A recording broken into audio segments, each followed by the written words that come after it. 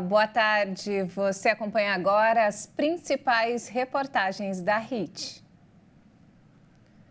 Pesquisadores da Universidade Federal de Minas Gerais, em parceria com uma rede de cientistas de diferentes universidades brasileiras, estão desenvolvendo um adesivo que substitui seringas e agulhas na aplicação de vacinas. Um simples adesivo na pele, ao invés de uma picada de agulha. Benjamin, de 5 anos, não pensou 2 vezes para escolher entre as opções. Adesivo ou injeção, o que você prefere? Adesivo. A mãe do menino conta que ele não vê a hora dessa novidade chegar ao mercado.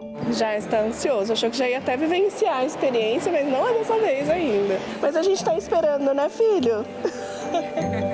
O adesivo de apenas 5 milímetros possui microagulhas que, segundo as pesquisas, não causam incômodo ou dor, mas deverá permanecer na pele por pelo menos 1 hora para que o imunizante faça efeito e poderá ser aplicado em qualquer parte do corpo. A nova forma de aplicação de vacinas vem sendo desenvolvida por pesquisadores da Universidade Federal de Minas Gerais em parceria com uma rede de cientistas de outras universidades brasileiras. O produto está em fase de testes. Já foi aplicado em pele animal e humana, mas de um banco de peles internacional. O próximo passo agora é testar o adesivo em animais vivos. Os estudos em vivo em animais de experimentação, eles vão nos mostrar se realmente esse adesivo não produz nenhum efeito tóxico, não produz uma inflamação local, se ele é seguro, né? E também se ele desencadeia uma resposta imunológica esperada. A especialista diz que outras pesquisas já trouxeram resultados muito promissores. Recentemente foi publicado um artigo na revista americana Proceedings of the National Academy of Science, onde pesquisadores da Universidade de Stanford e da Carolina do Norte mostraram que esses adesivos, constituídos de minúsculas agulhas, né, em formato quadrado em 3D, quando aplicados na pele, conseguem ter contato com as células do sistema imunológico localmente e desencadear uma resposta imune 10 vezes maior do que a vacina convencional. Aqui no Brasil, os testes só deverão ser finalizados em 2025.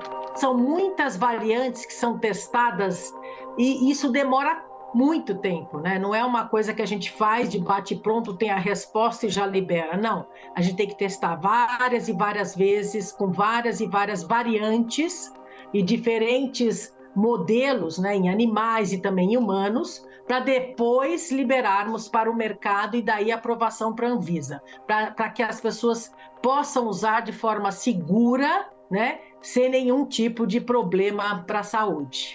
Ainda que tudo dê certo, nem todas as vacinas poderão ser aplicadas por meio do adesivo. Vão ter que ser feitos testes vacinas por vacinas, então não é qualquer vacina que vai funcionar e a gente só vai poder saber isto através desses experimentos que estão sendo feitos. Mas os resultados que nós temos aí são muito promissores para a vacina da gripe e da Covid-19.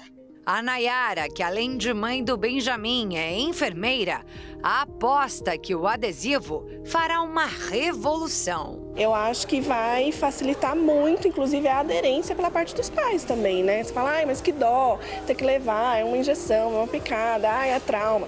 Não, a vacina tem que ser dada, mas com adesivo com certeza vai facilitar, inclusive, a aderência das campanhas, eu acho que vai ser melhor.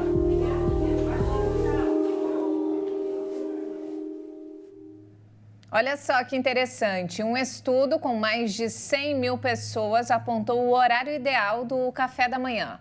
Se você é do tipo que não gosta de acordar cedo, cuidado. Tomar café depois das 9 horas pode aumentar em quase 60% o risco de a pessoa desenvolver diabetes tipo 2. O estudo publicado no Jornal Internacional de Epidemiologia, com base em informações de 103 mil adultos, revelou que fazer o desjejum depois das 9 horas da manhã pode aumentar em até 59% o risco de desenvolver o diabetes tipo 2. Isso em relação às pessoas que tomam café da manhã antes das 8. Para a pesquisa, os voluntários preencheram formulários sobre suas dietas e horários das refeições durante 2 anos. E os pesquisadores avaliaram a saúde desses participantes ao longo de 7 anos. E aí foram registrados 963 novos casos de diabetes tipo 2. E observou-se que o risco da doença foi bem maior entre os que tomavam café da manhã mais tarde. Os pesquisadores concluíram ainda que comer após as 22 horas também aumenta o risco de ter a doença. E em 2018, a mesma equipe coordenou um outro estudo que apontou evidências de que jantar antes das 21 horas é um fator que pode ajudar a reduzir em até 20% o risco de câncer de mama ou de próstata. Portanto, ambas as pesquisas sugerem que é importante fazer a última refeição até às 19 horas e tomar o café da manhã antes das 8. O Fundo Monetário Internacional melhorou sua estimativa para o crescimento da economia do Brasil neste ano, depois do forte desempenho no primeiro trimestre. A possível alta de 2,1% do PIB do Brasil deve, segundo o FMI, melhorar o desempenho da América Latina como um todo. O crescimento econômico da região em 2023 deve ficar em 1,9%, um aumento de 0,3 ponto percentual em relação à última estimativa do fundo. A revisão para cima na estimativa deste ano foi impulsionada pelo aumento na produção agrícola do primeiro trimestre de 2023, com repercussões positivas na atividade de serviços. Mesmo com a revisão, a estimativa do FMI para 2023 ainda é um pouco mais pessimista do que a do Ministério da Fazenda, que este mês passou a calcular um crescimento de 2,5% para o PIB deste ano. Para 2024, a projeção do FMI foi reduzida em 0,3 ponto percentual para 1,2%. O ministro do Supremo Tribunal Federal, Alexandre de Moraes, determinou que o governo federal e os governos estaduais e municipais não podem realizar a remoção e o transporte compulsório de pessoas em situação de rua. Também está proibido o recolhimento forçado de bens e pertences. O ministro Alexandre de Moraes atendeu um pedido feito pela Rede Sustentabilidade, PSOL e Movimento dos Trabalhadores Sem Teto. A ação argumenta que essa parcela da população vive em condições desumanas e aponta uma série de omissões do poder público para garantir os direitos da população em situação de rua no Brasil. O ministro determinou também que governos federal, estaduais e municipais apresentem informações detalhadas sobre o número de pessoas que estão nas ruas e as vagas em abrigos, e que seja apresentado em 4 meses um plano de implementação da Política Nacional para a População em Situação de Rua. Os governos devem anunciar previamente quando forem realizar ações de zeladoria urbana, com informações de dia, horário e local, para que as pessoas que morem na rua possam recolher seus pertences e que haja a limpeza do espaço sem conflitos. Segundo os autores da ação, existe um aumento significativo do número de pessoas em situação de rua, e não há políticas públicas eficazes de atendimento nem censo coordenado nacionalmente. As hidrelétricas brasileiras registraram em 2023 um volume recorde de água eliminada pelas barragens sem ser usada na geração de energia. Os dados foram divulgados pelo Operador Nacional do Sistema Elétrico. Neste ano, até 20 de junho, foi vertido pelas hidrelétricas de todo o país o equivalente a 10 mil megawatts médios, suficientes para atender a cerca de 90% da demanda dos consumidores do Nordeste. O operador nacional do sistema elétrico disse que o valor é o maior da série histórica desde 2000. O cenário é reflexo do excesso de chuvas dos últimos meses, que elevou fortemente o nível dos reservatórios. Ao final de junho, os reservatórios de hidrelétricas do Sudeste e Centro-Oeste, onde fica a maior capacidade de geração do país, registravam um armazenamento médio de 86%.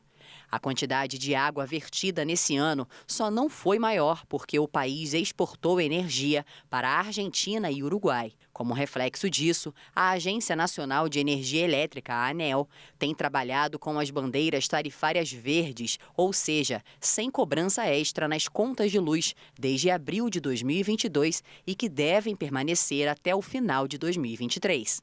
Um dos destaques da economia nacional, o agronegócio vai ganhar uma instituição de ensino superior voltada ao setor. O repórter Leonardo Félix traz mais informações. A Harvard Agribusiness School, situada em Ribeirão Preto, interior de São Paulo, vai iniciar as atividades no ano que vem. A faculdade é o primeiro passo para a criação da Cidade do Agro, projeto voltado aos negócios, serviços, eventos, tecnologia e hospedagem. O complexo de 4 mil metros quadrados ficará ao lado da AgriShow, a maior feira do agronegócio nacional. A faculdade contará com salas de aula, laboratórios e espaços de interação. Toda a estrutura está sendo pensada para proporcionar a inserção dos alunos nos mercados de agronegócio e de tecnologia desde o início dos cursos. Com o objetivo de formar novos líderes para o segmento, a Harvard começa a operação com 3 opções de graduação: administração, direito e engenharia de produção. A instituição de ensino também contará com cursos de pós-graduação e terá parcerias com fazendas e grandes empresas para o ensino prático aos alunos. Olha só que alarmante, os afogamentos causaram mais de 2,5 milhões de mortes no mundo todo na última década. Essa é a principal causa de mortes entre crianças de 1 a 4 anos de idade e a segunda maior causa de óbitos entre crianças de 5 a 9 anos. Para mudar esse cenário, em 2021, a ONU instituiu uma data para a conscientização e prevenção dos afogamentos. Segundo o levantamento da Sobrasa, a Sociedade Brasileira de Salvamento Aquático, os afogamentos são a principal causa de morte entre crianças de 1 a 4 anos de idade e a segunda maior causa de óbitos entre crianças de 5 a 9 anos. Ao todo, o Brasil registra 15 óbitos por afogamento todos os dias. E não importa se é na praia, piscina, lago, represa ou rio. Banhistas de todas as idades precisam ter muita atenção, sabendo que cada um desses lugares exigem cuidados especiais. Como explica o capitão Antunes, do Grupamento de Bombeiros Marítimos do Estado de São Paulo. Acompanhe. Diferentemente do que muitas pessoas imaginam, 70% das mortes por afogamento ocorrem em rios, lagos, represas e piscinas. As pessoas têm a ilusão de que nos mares ocorre a maioria dos afogamentos, mas as águas interiores também têm os seus perigos. A prevenção em cada um desses locais, ela difere. Se a pessoa estiver numa zona de mar, num litoral, procure guarda-vidas, procure se banhar nos locais onde haja o trabalho desse profissional. Procurem verificar com ele os detalhes sobre a segurança, cuidado com as crianças, mantenham elas sempre próximo aos pais e o olho atento a todo instante.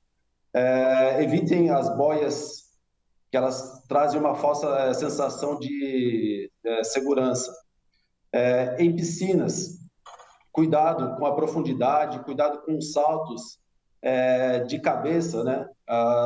Existem várias causas também que podem trazer uma lesão, um afogamento secundário. Cuidado com as crianças, respeitem as orientações. As piscinas residenciais devem ser mantidas cercadas. Cuidado com os ralos também. Dependendo do tipo do ralo, ele pode succionar o cabelo somente de crianças e mulheres e provocar um afogamento. Em rios, represas e lagos e cachoeiras, não é aconselhável a prática da natação. Somente se o local possuir um guarda-vida, um local determinado para tal prática. Então, nós não aconselhamos que as pessoas entrem nesses locais para se banhar. A pessoa visualizando uma vítima em risco, né?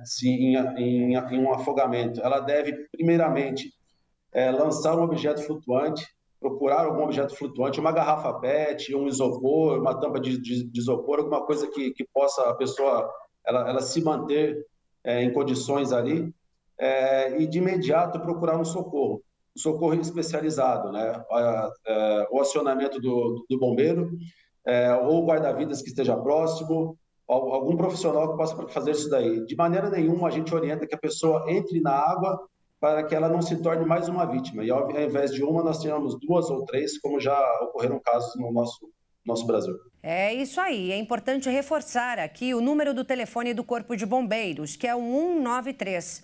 Quando entrar em contato, segundo o capitão Antunes, é preciso passar o endereço do afogamento, o ponto de referência e quantas vítimas há no local. Pai e filho catarinenses decidiram cruzar o país em busca de conhecimento. A dupla, que é apaixonada por dinossauros, embarcou em uma aventura e a história contada nas redes sociais já chama a atenção de milhares de seguidores. Que criança não fica curiosa com dinossauros? Animais pré-históricos há muito tempo extintos, mas ainda muito intrigantes. Para Marcelo, a paixão também começou na infância e segue até hoje. Aos 15 anos de idade, o jovem diz que o interesse sobre o assunto sempre foi além. Há muitos anos estuda as espécies sozinho e durante uma dessas pesquisas, descobriu uma que deu origem à ideia da maior aventura da vida dele. Há pouco tempo, Marcelo Júnior leu sobre os fósseis da Chapada do Araripe, ali na divisa entre Ceará, Piauí e Pernambuco. Uma região que abriga sítios paleontológicos. Sabendo disso, o pai do garoto teve a ideia de viajar até o município cearense de Crato para conhecer bem de pertinho o Museu de Paleontologia da cidade. Eles acabaram de sair de lá justamente para dar uma entrevista para a gente. Olá, família! Prazer conhecer vocês. Marcelo pai, Marcelo filho. Obrigada por atender a gente. Eu já gostaria que vocês fizessem um resumo de como é que está sendo essa experiência. Foi a melhor viagem que eu já tive na minha vida. Conheci tudo que eu já sonhei conhecer. Era só no imaginário que eu me via nessa situação e passo. Agora eu tô aqui, é incrível. Foi para conhecer um dinossauro especial que a família viajou até lá. Ele é um dinossauro que foi descoberto na Bacia do Araripe. O único fóssil dele é um crânio e, infelizmente, não está no Brasil. Está na Alemanha porque foi exportado ilegalmente para lá. Mas o museu proporcionou muito mais ao estudante. Consegui pegar pela primeira vez um fóssil de um peixe, o que foi uma coisa incrível para mim, sinceramente. Foi bem divertida a visita para o museu. E claro que o passeio inusitado reforçou laços entre pai e filho. Inclusive, foi esse o objetivo do médico ao pensar nessa viagem. Eu tentei somar a vontade dele de conhecer os fósseis e aproveitar e fazer uma viagem de carro para que a gente pudesse ter bastante tempo estar juntos, né? Eu tentei somar a vontade dele de conhecer os fósseis e aproveitar e fazer uma viagem de carro para que a gente pudesse ter bastante tempo estar juntos, né? Foram 7 dias de viagem, 10 horas de estrada por dia, até chegar ao Ceará, saindo de Joinville, Santa Catarina, onde a família mora, e passando por várias cidades brasileiras, como Varginha, em Minas Gerais, e Porto Seguro, na Bahia.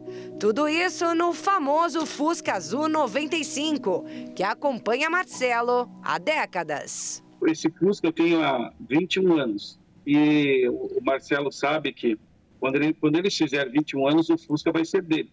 mas ele era um carro que a gente usava muito pouco. Então, ele não tinha uma herança, uma memória construída com relação a esse carro. E a minha ideia foi não só deixar um carro, mas deixar junto com ele uma memória, uma herança de uma relação de pai e filho e que realmente seja uma sucessão, né? A história até ganhou canal no YouTube e perfil no Instagram. Marcelo nem imaginava tanta repercussão. Só que agora que é sucesso, o negócio é seguir postando as aventuras de pai e filho apaixonados pela ciência e o Fusca, que promete atravessar estados, cidades e gerações. Viagem com a gente e depois, quando terminar essa viagem com a gente, faço uma viagem entre vocês. Obrigado a todos que acompanharam nossa aventura. Um abraço forte, até mais. Veja a seguir. Estudo revela que investir no bem-estar dos funcionários melhora resultados das empresas. E ainda, Graça Music realiza audições para descobrir novos talentos da música gospel. Nós voltamos em instantes. Até já!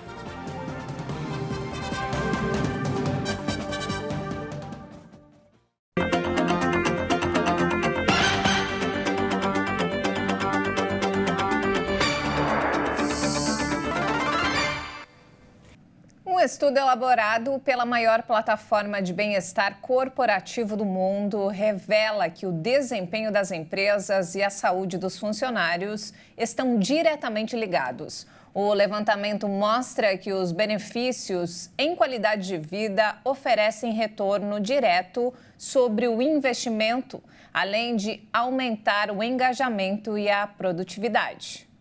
Você sabia que incentivar a prática de atividades físicas, até mesmo de baixo impacto, apenas 5 vezes por mês, faz bem não somente aos funcionários, mas principalmente às finanças das empresas? Tal medida gera uma redução de 35% nos custos de saúde das companhias. Nada mal, não é verdade? E no levantamento realizado pela maior plataforma de bem-estar corporativo do mundo, foram ouvidos mais de 2.000 líderes globais de recursos humanos. Os benefícios para as empresas e funcionários são muitos. Para se ter ideia, 90% das corporações que medem os resultados dos programas de bem-estar veem um retorno positivo dos investimentos. O cofundador da plataforma e vice-presidente de parceria, João Barbosa, explica o estudo. A ideia do Gympass qual é? É promover esses programas de qualidade de vida que vão desde atividade física, atividades com psicólogo, programas de nutrição, mudança de hábito, tudo relacionado a bem-estar. A gente conseguiu consolidar tudo isso para poder demonstrar com todos os números, toda a metodologia que sim, programas de qualidade de vida são um investimento e geram um grande retorno para as empresas.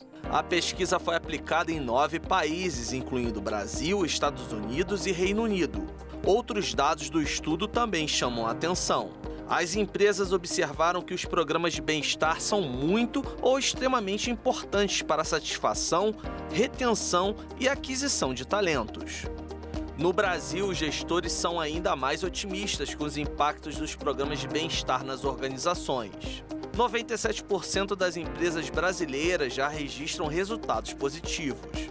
O mesmo percentual de líderes defendem as ações de bem-estar dos colaboradores. Barbosa considera que os dados consolidam a visão dos líderes corporativos no Brasil e no mundo, de que as despesas com o bem-estar da força de trabalho representam investimento e não gasto. A empresa consegue justificar esse investimento com redução da sinistralidade em planos de saúde, redução do absenteísmo, redução de turnover, para que não somente a empresa faça algo que seja positivo e importante para o colaborador, mas ela também tenha um benefício financeiro, um retorno desse investimento para o colaborador. Outro estudo recente do Gympass revela o ponto de vista dos funcionários sobre o tema. 83% acreditam que o bem-estar é tão importante quanto o salário. O levantamento foi feito com mais de 9.000 pessoas em 9 países. A perspectiva de qualidade de vida é um fator fundamental nas decisões que os colaboradores tomam em relação à carreira.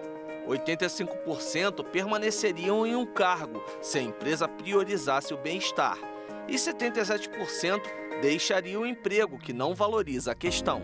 Ou seja, o equilíbrio entre a vida pessoal e a profissional é a meta a ser alcançada pelos trabalhadores. Quando a gente fala de saúde mental, tudo isso é uma conjunção de fatores para você estar bem fisicamente, se alimentando bem, psicologicamente bem, um ambiente seguro para se trabalhar. Esses programas de bem-estar, quando são programas muito flexíveis, oferecem uma gama, uma diversidade de serviços para o colaborador, eles contribuem com a redução de custo e aumentam a atração e retenção de talentos dentro das organizações. Uma pesquisa do Núcleo de Estudos da Violência da USP apontou que crianças e adolescentes pretos de 11 a 14 anos têm 2 vezes mais chance de serem revistados por policiais na cidade de São Paulo do que os brancos. O levantamento acompanhou 800 crianças e adolescentes durante 4 anos. Segundo o levantamento da Universidade de São Paulo, crianças e adolescentes negros são tratados de maneira diferenciada pelas forças de segurança do Estado. É o que analisa o pesquisador da USP, Renan Teodoro de Oliveira. Eu acho que o que chama mais atenção é o fato de serem crianças e adolescentes já relatando que tiveram experiências intrusivas com as forças policiais no município de São Paulo. Nós percebemos uma desproporção no que tange a raça, a cor das pessoas que nós entrevistamos. Os números do estudo mostram uma interação 2 vezes maior com pretos. Em 2016, primeiro ano da pesquisa com todos os 800 participantes, cerca de 27% dos que se declararam pretos foram abordados pela polícia, contra 18% dos brancos e 12% de pardos. Em todos os cenários, pretos sofreram abordagem pela polícia. Dos negros entrevistados, cerca de 21% foram revistados. Já entre os brancos, essa experiência foi de pouco mais de 8%, e entre os pardos, 10%. Somente no ano de 2016, adolescentes autodeclarados pretos foram quase 26% dos que afirmaram ter sido levados para a delegacia. Já no ano de 2019, 8 jovens responderam ter sido agredidos pela polícia.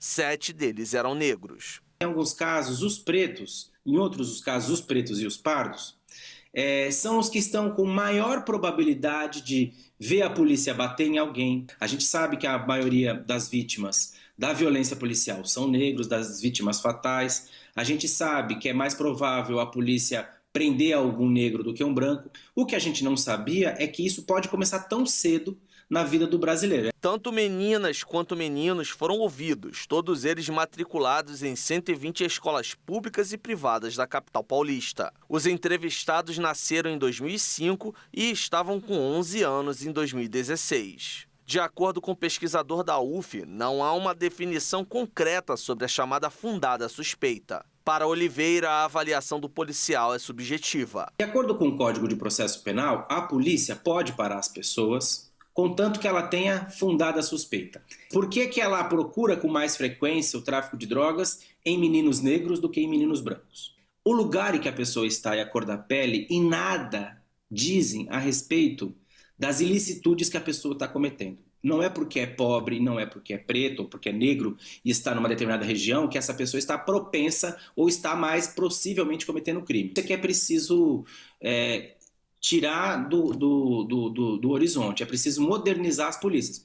Olha só que bacana, centenas de pessoas se reuniram na Avenida Paulista, aqui em São Paulo, para lembrar que a preservação do planeta depende de cada um de nós, a começar pelo descarte correto do lixo. Plástico, metal, vidro, papel, cada um no seu lugar e todos com o destino certo, a reciclagem. Nossa missão é convocar a sociedade, a cuidar das suas cidades, A gente realiza várias atividades, uma delas é o mutirão de limpeza. A gente sai às ruas para limpar as nossas cidades, mas a missão é que a gente deixe de sujar as nossas cidades, E para realizar o ato desse domingo, o Instituto contou com o apoio da Prefeitura de São Paulo e entidades como a Fundação Internacional de Comunicação e o Graça em Ação, projeto que oferece cursos profissionalizantes e educação ambiental em São Paulo e Rio de Janeiro. Foi criado em 2018 e, graças ao apoio de Deus, missionário R.S. Soares e os seus filhos Marcos e Felipe R.S. Soares, conseguimos crescer lá em todo o Rio de Janeiro e agora está aqui em São Paulo, com o apoio do Davi Soares e Daniel Soares. Voluntários do Ministério Jovens que Vencem da Igreja Internacional da Graça de Deus também participaram do ato pela Fundação Internacional de Comunicação. Nós viemos para aprender um pouquinho mais sobre esse lado, sobre a reciclagem, sobre esse trabalho que é tão importante para o meio ambiente, E também para os jovens aprenderem desde cedo a nossa responsabilidade com o meio ambiente. Toda a equipe presente no ato fez um mutirão pela região para o recolhimento de resíduos recicláveis descartados de forma irregular. Itens que, ao final do evento, foram entregues a Valerie, catadora, que sustenta 4 filhos com a reciclagem. Se todos tivessem a consciência em casa e tivessem o hábito de separar tudo que é descartável, papelão, vidro e tal, eles já ajudariam muito a gente. Ao todo, foram coletados 8 mil quilos de plástico, 40 mil de papelão, 26 mil de vidro e 6 mil de metal. E isso aqui é só uma prévia do que vai acontecer no dia 16 de setembro, o Dia Mundial da Limpeza, World Cleanup Day, a maior ação mundial de cidadania, que será realizada em pelo menos 191 países. Para mais informações sobre os locais das ações de limpeza agendadas para setembro, acesse o site limpabrasil.org. A Copa do Mundo de Futebol Feminino continua com o Brasil na disputa. Por isso, que tal conhecer uma mostra que homenageia todas as craques da nossa seleção? Olha só. Elane, autora do primeiro gol brasileiro em Copas. Formiga, única entre homens e mulheres a ter participado de 7 mundiais. E o ícone Marta, eleita 7 vezes a melhor jogadora do mundo pela FIFA. Essas e muitas outras celebridades do futebol brasileiro são homenageadas na mostra Rainhas de Copas, no Museu do Futebol em São Paulo. Não só pela fama, mas principalmente pela trajetória de lutas, pelo direito de fazer o que amam. O futebol feminino foi proibido por quase 40 anos, o que criou uma distância muito grande entre a modalidade feminina e a modalidade masculina. Então a gente vem desde 2015 trabalhando especialmente com o tema, com pesquisadores e pesquisadoras especializadas, e a gente chega nesse ano de Copa com essa exposição Rainhas de Copas, celebrando a trajetória das nossas atletas desde a primeira Copa oficial da FIFA, que foi em 1991, mais de 60 anos depois da primeira Copa oficial masculina, até os dias de hoje. Na verdade, a linha do tempo começa no ano de 1988, quando aconteceu o torneio experimental da China. Aí a história segue, de Copa em Copa, de luta em luta. Algumas vencidas há pouquíssimo tempo, como a conquista de um uniforme próprio, por exemplo. Até 2015, a seleção brasileira não tinha um uniforme dela. Era um uniforme que vinha do masculino e as jogadoras mesmo, as mães das jogadoras, tinham que adaptar no corpo das jogadoras. Esse é o nível da diferença, né? Então, visibilidade e igualdade é uma luta muito grande para que elas possam se dedicar ao esporte, não tenham que ter outros empregos, para que elas possam praticar desde crianças, enfim, como os meninos praticam o esporte, e é uma grande causa do Museu do Futebol. Elma trouxe o filho de 10 anos para conhecer toda essa história. Ele e o amigo jogam futebol e sonham com um futuro no esporte. É uma nova geração que já cresce com outra mentalidade. É importante, né? Porque a gente vê meninas que treinam com eles, assim, a gente faz personal, a gente vê o esforço das meninas, né, nessa luta, né, de ter essa igualdade, né, de conseguir mesmo estar fazendo a mesma coisa que os homens podem fazer, que a gente também pode, a gente também tem esse direito, né? Aqui, as diferentes gerações de atletas são exaltadas por meio de reportagens, vídeos e fotos.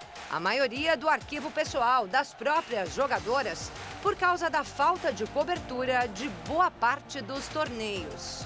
E nos painéis interativos há dados de todas as brasileiras que passaram pela seleção e os detalhes dos mundiais até aqui. E depois de passar por todo esse túnel do tempo, a gente chega a esta sala, que traz informações também sobre a Copa 2023 na Austrália e Nova Zelândia. E aqui é possível ficar bem pertinho de uma réplica da taça para reforçar a torcida pela nossa seleção. Com ou sem taça, o fato é que as jogadoras brasileiras e até de outras seleções já são todas vencedoras por terem hoje uma Copa só delas, uniforme só delas, pelo respeito conquistado e por provarem seu valor. Hoje a gente consegue dizer sim que todas são rainhas e que a gente quer coroar mais gente, se tudo der certo, com uma estrela nessa nossa Copa agora em 23. A Mostra Rainha de Copas acontece no Pacaembu, em São Paulo, até o dia 27 de agosto. Os ingressos custam R$20. Às terças, a entrada é gratuita. Para mais informações, acesse museudofutebol.org.br. A Graça Music realizou no centro de São Paulo audições para descobrir novos talentos da música gospel. Entre os candidatos, muita expectativa e esperança e o sonho de assinar um contrato com a gravadora. Vamos conferir. Qual o tamanho de um sonho? Tenho tantas coisas pra dizer. E aí apareceu essa oportunidade da audição, eu falei assim, então é a palavra que Deus me deu, tudo que há de vir, virá e não tardará. Cerca de 150 cantores amadores que fazem parte do Ministério da Igreja Internacional da Graça de Deus pisaram neste palco para tentar realizar um sonho. Cada um deles pretende ser selecionado pelos jurados, assinar um contrato com a gravadora Graça Music e se tornar um novo talento da música gospel. Henrique Farias, que é pastor da Igreja da Graça, se inscreveu nas audições, mostrou sua arte e unção e impressionou os jurados. Eu vejo a música como uma arte de servir ao Criador. A Bíblia diz que tudo é por Ele e para Ele. Por Ele foram feitas todas as coisas. E eu quero usar o que Ele me proporcionou ter para poder adorá-lo. Então, para mim é muito importante, porque é uma forma também, através da canção, através do louvor, de evangelizar outras almas e ganhá-las para o reino de Deus. O candidato saiu com esperanças de ser um dos escolhidos. O meu sonho é fazer a vontade de Deus, é isso que eu quero, Deus sabe do meu coração, esse é o meu desejo maior. Se for através da música, vai ser que a vontade dele é boa, agradável e perfeita. Paulinho Amaral, um dos jurados das audições e também produtor musical da Graça Music, fala da iniciativa da gravadora. O projeto surgiu basicamente no coração do pastor Tiago, né? Ele me chamou, isso foi tudo muito rápido. Ele me chamou na sala dele e falou assim: Paulinho, eu tô sendo incomodado pelo Espírito Santo da gente fazer uma ação e valorizar a prata da nossa casa, né? O que você acha da gente viajar semana que vem e montar uma ação, montar umas audições lá em São Paulo? Eu falei, cara, vamos pra frente. Mas a gravadora está em busca do novo para a música gospel. Os jurados são unânimes, todos querem uma voz com identidade própria. É uma pessoa com atitude, sabe? Alguém que tenha certeza do que ela quer em Deus, do que ela carrega, isso é muito importante. Nós acreditamos que existem muitas pessoas escondidas e que são pessoas incríveis na música, né? Vozes incríveis, compositores incríveis, pessoas com talento, mas que precisam de uma oportunidade. A nossa função aqui, nosso trabalho aqui, nosso interesse principal é encontrar pessoas talentosas, né? Pessoas que carregam a presença de Deus para essa nova geração. Nós sabemos que existe muita gente boa, com grande talento, que pode chegar para esse mercado e trazer algo diferente. Paulinho Amaral dá dicas para quem quer fazer parte do mercado gospel. Busque, né, influências até encontrar sua própria identidade. Hoje em dia a gente vê muitos artistas que querem trilhar o caminho de sucesso do outro artista. Não é o que a gente está procurando, a gente está procurando autenticidade. Ali é um lugar de sonhos, né? Onde não só eu, mas toda essa galera aqui vai estar ali em cima do palco para mostrar, dar o melhor de si.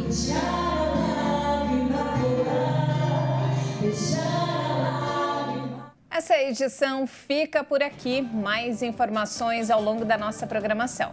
E se quiser rever as nossas reportagens, é só acessar o canal Hit Notícias no YouTube. Obrigado pela companhia e um ótimo domingo para você. Até mais!